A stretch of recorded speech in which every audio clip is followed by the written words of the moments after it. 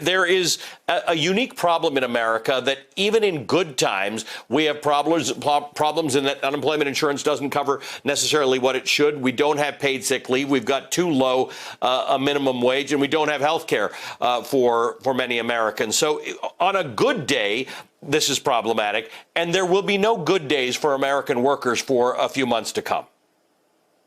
Exactly right, Ali. And on a good day, many Americans feel that they cannot really get by. Remember, 80% of Americans live paycheck to paycheck. So if there is a serious problem collecting pay or maintaining a job or getting health care or anything else, a lot of people are completely out of luck. Well, what's happened, and it's not surprising because we do have this pandemic and it is critical that people stay home. That is, in fact, the way we slow the spread of this virus.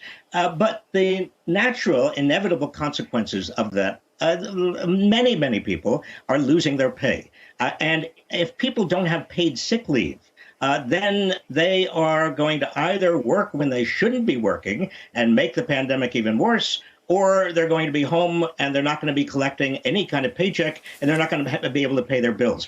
It's an impossible position for so many Americans to be in right now.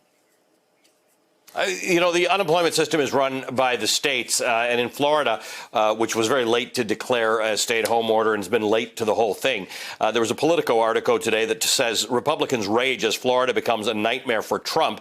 The unemployment system is collapsing under new demand for unemployment by design. And it's the quote goes like this. It's a S sandwich. I can't use that word on TV. And it was designed that way by Rick Scott, said one DeSantis advisor. It wasn't about saving money. It was about making it harder for people to get benefits or keep benefits so that the unemployment numbers were low to give the governor something to brag about. Republican Party of Florida Chairman Joe Gruters was more succinct. $77 million.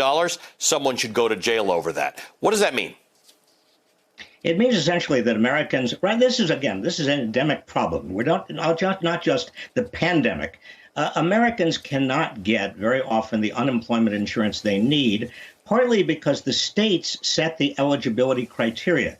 And many states, particularly those run by Republicans or conservatives, have set the eligibility criteria for unemployment insurance very, very high. The threshold is very difficult to meet. Many states say you've got to be in the same job, in full-time employment, in that job for more than 2 years.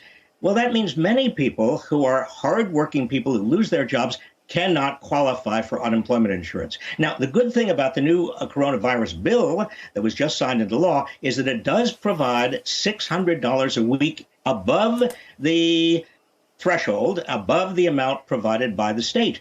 But if you don't qualify to begin with, or if it's very difficult to get through the phone lines, or if the web page of the state unemployment insurance system keeps crashing, and that's basically what's happening all across this country right now, then you're out of luck. Even if you're entitled to it, you're out of luck.